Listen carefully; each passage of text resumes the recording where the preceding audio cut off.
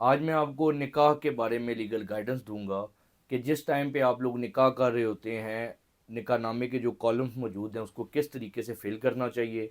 उनको गलत फ़िल करने की वजह से आपको क्या क्या चीज़ें सफ़र करने को मिल सकती हैं। जो लेटेस्ट लॉ हमारे पाकिस्तान में इन फैमिली केसेस के ऊपर, ख़ास तौर पे इन कॉलम्स ऑफ निकाह नामा के ऊपर जो मौजूद है, उसके बारे में आपको लीगली गाइड करूँगा और आपको ये बताऊँगा कि उन कॉलम्स को किस तरीके से फ़िल करना चाहिए। Welcome to Attorney Official, your go-to channel for legal insights and advice. My name is Sayyid Ali Taib Kazmi, Advocate High Court. ये जो अभी मैं सीरीज़ स्टार्ट कर रहा हूँ ये फैमिली केसेस से रिलेटेड सीरीज़ है और इसके बारे में मैंने स्पेशली प्लेलिस्ट एक बनाई है जो आपको आई बटन के ऊपर नज़र आ रही होगी, फैमिली केस गाइडेंस के नाम से। इसमें आने वाली जो वीडियोस हैं वो फैमिली केसेस से रिलेटेड होंगी। हमारे माशरे में ये चीज़ देखने को मिलती है कि दिन ब दिन लोगों के यहाँ ये जो फैमिली केसेस हैं वो बढ़ते जा रहे हैं। इवन कि हमें कोर्ट्स के अंदर ये चीज़ देखने को मिलती है कि लॉयर्स के पास फैमिली केसेस का ढेर लगा हुआ है। निकाह नामे के कुल 4 सफ़ात होते हैं। निकाह होने के बाद एक निकाह नामा लड़की रख लेती है अपने पास, एक लड़का रख लेता है। एक जो मौलवी साहब होते हैं जो निकाह रजिस्ट्रार होते हैं वो अपने पास रख लेते हैं और एक जिस यूनियन कौंसिल के अंदर से दर्ज करवाया जाता है वो रख लेते हैं।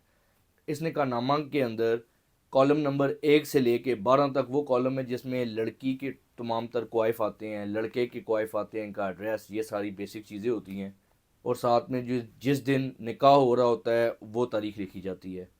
जो मेन इसके अंदर कॉलम्स हैं 13 to 16, ये हक महर के बारे में होते हैं और यही डिस्प्यूट का बायस बनते हैं। और कोर्ट्स के अंदर हमें कल को ये देखने को मिलता है कि इसके ऊपर दोनों फ्रीकैन का डिस्प्यूट होता है और एक्चुअली जिस टाइम निकाह होता है उस टाइम पे दोनों के टर्म्स एंड कंडीशन इस कॉन्ट्रैक्ट ऑफ मैरिज के अलग तय होते हैं। बाद में फ्रीकैन ये आपस में इस डिस्प्यूट को लेके चल रहे होते हैं कि निकाह के टाइम ये चीज़ें आपस में तय नहीं हुई थी। कॉलम नंबर 13 to 16 ऑफ निकाहनामा, इसके अंदर हक महर की डिटेल दर्ज की जाती है। हक महर दो किस्म के होते हैं, एक मुअज्जल और एक गैर मुअज्जल।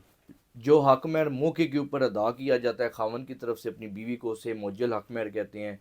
जबकि गैर मुअज्जल जो लड़की कभी भी किसी भी वक्त निकाह के बाद अपने खावन से क्लेम कर सकती है उसे गैर मुअज्जल हक महर कहते हैं। अगर खावंद उसे निकाह के बाद नहीं दे रहा तो वो कोर्ट से रजू करके भी वो ले सकती है किसी भी वक्त।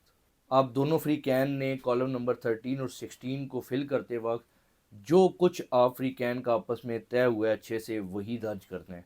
कॉलम नंबर 13 में लिखा हुआ है महर की रकम। यहाँ पे आपने जो कुल महर है मुअज्जल और गैर मुअज्जल वो दोनों प्लस करके आपस में ऐड करके वो दोनों यहाँ पे इकट्ठे लिखने हैं।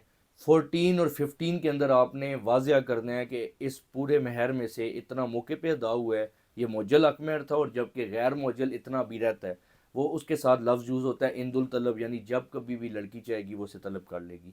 16 नंबर कॉलम में उस प्रॉपर्टी का जिक्र करना है जो खावंद हक महर के तौर पर अपनी वाइफ को दे रहा है। अब यहाँ पे ये भी चीज़ें देखने को मिलती हैं कि खावंद के नाम अगर कोई जगह ना भी हो तो वो फिर भी दर्ज कर देता है लड़की वालों की खुशी की वजह से, या उसकी मार्केट वैल्यू जो होती है प्रॉपर्टी की वो भी साथ ऐड करके लिख देता है। वो ये समझता है कि जब मेरे पास कोई प्रॉपर्टी नहीं है तो मुझसे कैसे ली जाएगी। इसके ऊपर लेटेस्ट लॉ मौजूद है कि हर हाल में वो प्रॉपर्टी उसे देनी पड़ेगी। अगर वो प्रॉपर्टी नहीं वो दे सकता तो उसके इक्विवेलेंट जो मार्केट वैल्यू है वो उसने देनी है। 13 to 16 कॉलम के अंदर लोग ये भी लिख देते हैं कि जो गोल्ड दिया गया लड़की वालों ने या लड़के वालों ने इस लड़की को, तो ये भी लड़की की मलकियत होगा। तो कानून के मुताबिक ये लिखने की ज़रूरत नहीं है, ये ऑटोमेटिकली ये समझा जाता है लॉ के मुताबिक ये मलकियत ही लड़की की होता है और वापस नहीं देना होता किसी भी सूरत में। इसके बाद कॉलम नंबर 17, इसके अंदर कोई ख़ास किस्म की शराइत है। लोग लिख देते हैं कि नाचाकी की सूरत में इतने पैसे पे किए जाएंगे या किसी भी किस्म की कोई और शराइत, इसमें भी गोल्ड का लोग अक्सर लिख देते हैं कि लड़की की मलकियत होगा। तो आपको ये लिखने की ज़रूरत नहीं है और इसको कोर्ट ने, लॉ ने इलीगल डिक्लेयर किया कि यहाँ पे आप किसी किस्म की और कोई ख़ास शर्त नहीं लिख सकते। तो 18 नंबर कॉलम है, इसे भी लॉ के मुताबिक इलीगल समझा जाता है। लड़की अगर चाहे तो वो खुला क्लेम कर लेगी कोर्ट से आके और अपनी मैरिज को डिसॉल्व कर लेगी, और लड़का चाहेगा तो वो तलाक दे देगा। 20 और 21 कॉलम भी ऐसा लॉ के मुताबिक इस पर कोई ऐसी रिस्ट्रिक्शन नहीं है, इसको कोई दर्ज करने की ज़रूरत नहीं है। 22 नंबर कॉलम हद से ज़्यादा ज़रूरी है। इसके अंदर अगर लड़का या लड़की पहले से शादीशुदा थी, बेवा है, तलाक पहले से हुई है, तो हर एक चीज़ ओरिजिनल फॉर्म में आपको लिखनी चाहिए। اس کی بیس کے اوپر اگر خاوند نے اپنی شادی چھپائی ہوئی ہے پہلی اور یہاں پہ اس نے کوارا لکھا ہوا ہے تو اسے سزا تک کورٹ سے ہو سکتی ہے اس بیس پہ کہ اس نے یہ فراڈ کمٹ کی ہے۔ قانون جتنی مرضی آپ نیوز کے اوپر خبریں دیکھتے رہتے ہیں کہ قانون نے ایک خاوند کو حق دے دیا ہے کہ وہ شادیاں کر سکتا ہے، ایسا کوئی لا نہیں ہے۔ یہ صرف محض آپ کو سوشل میڈیا کے اوپر دیکھنے کو چیزیں ملتی ہیں، لیگلی ایسا کچھ نہیں ہے۔ جب تک آپ کی وائف آپ کو اجازت نہیں دیتی تب تک آپ شادی دوسری نہیں کر سکتے، اور وہ شادی کی اجازت بھی زبانی نہیں چلے گی، وہ پراپر آپ کو ایک یونین کونسل سے سرٹیفکیٹ ایک جاری کروا کے دے گی جس میں آپ کو اجازت ملے گی، تب آپ اس صورت میں صرف شادی کر سکتے ہیں۔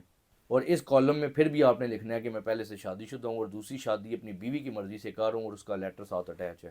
یہ تھی نکاح نامہ کے کالمز کو لے کے لیگل گائیڈنس کی ویڈیو، جو بیسک چیزیں آپ کو جس کے بارے میں علم ہونا چاہیے اس سے بارے میں نے آپ کو آگاہی دے دی ہے۔